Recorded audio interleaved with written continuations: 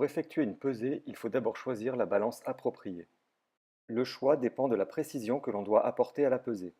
Pour des masses comprises entre 0 et 9 grammes, on attend une précision de 2 chiffres après la virgule. Ainsi, pour une masse à peser de 2 grammes, on devra lire 2,00 g. Pour une masse à peser de 0,25 g, il faudra effectivement lire sur la balance 0,25 g. Sur chaque balance se trouve une étiquette indiquant la précision.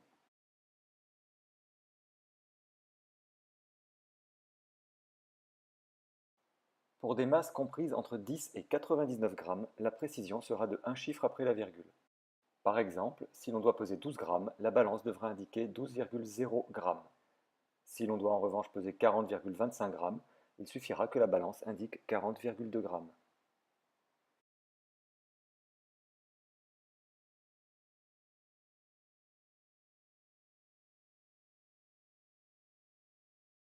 Pour des masses à peser supérieures à 100 grammes, aucun chiffre après la virgule n'est nécessaire. Si votre calcul vous indique que vous devez peser 453,1 g, peser 453 grammes suffira.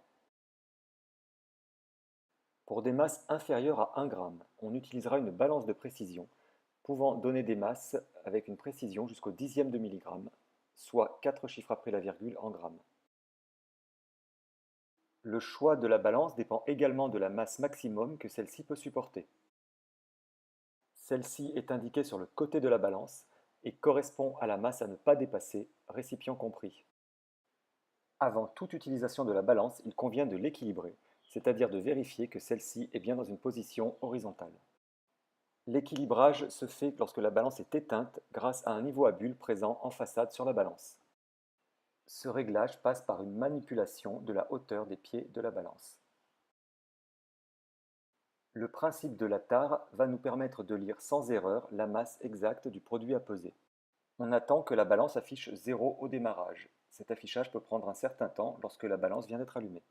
On dépose ensuite notre récipient de pesée vide, la balance va afficher sa masse que l'on va appeler tare. En appuyant alors sur le bouton tare, l'affichage de la balance revient à 0. Il ne reste plus qu'à déposer notre produit pour avoir sa masse exacte. Les fiches de pesée sont des documents du système qualité. Elles vont nous permettre de suivre les matières premières durant la fabrication. On doit y renseigner le numéro de lot de la fabrication en cours. Celui-ci se compose de la date à l'envers et des 4 lettres du code opérateur. On renseigne ensuite le nom de la matière première et le numéro de lot de cette dernière. Ces deux informations sont disponibles sur l'étiquette du produit.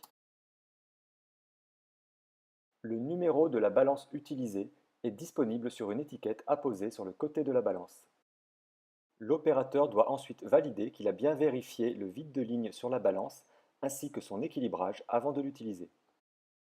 Il renseigne ensuite la masse à peser qu'il a calculée, puis la masse pesée qu'il a effectivement lue sur la balance en fonction de la précision souhaitée.